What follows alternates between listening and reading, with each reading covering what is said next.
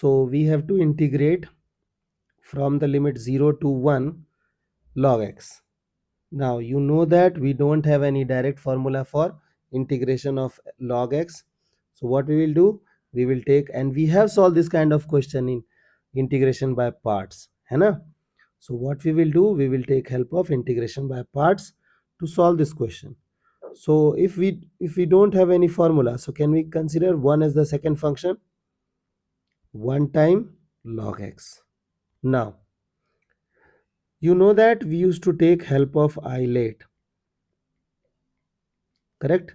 So inverse logarithmic. So logarithmic comes first before algebra. So first function is log. So first function integration of second function minus whole integration differentiation of first function into integration of second function. Correct? Now be super slow. So this is log x. Now integration of 1 is what? Integration of 1 is x. Now minus integration of differentiation of log x is what? 1 by x. And integration of x is what? Sorry, 1 is what? X. And then we have extra dx. Because later again you have to do integration, no? So this thing gone, we are left with 1. So it is x log x minus. Now do you remember the integration of 1? So it's x. Now we got the integration. Now we have to play with the limits. So suppose that you will put upper limit as 1. So if you'll put upper limit as 1, this thing will become log 1. Log 1 is 0. So it will make first element is 0.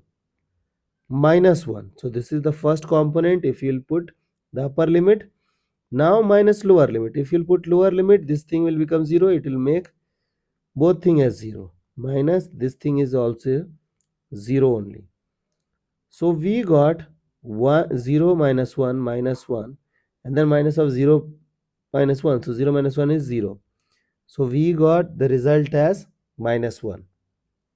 So definite integration of definite integration of log x from 0 to 1 is minus of 1. I hope the idea is clear, and hopefully you guys can handle similar situations. Okay.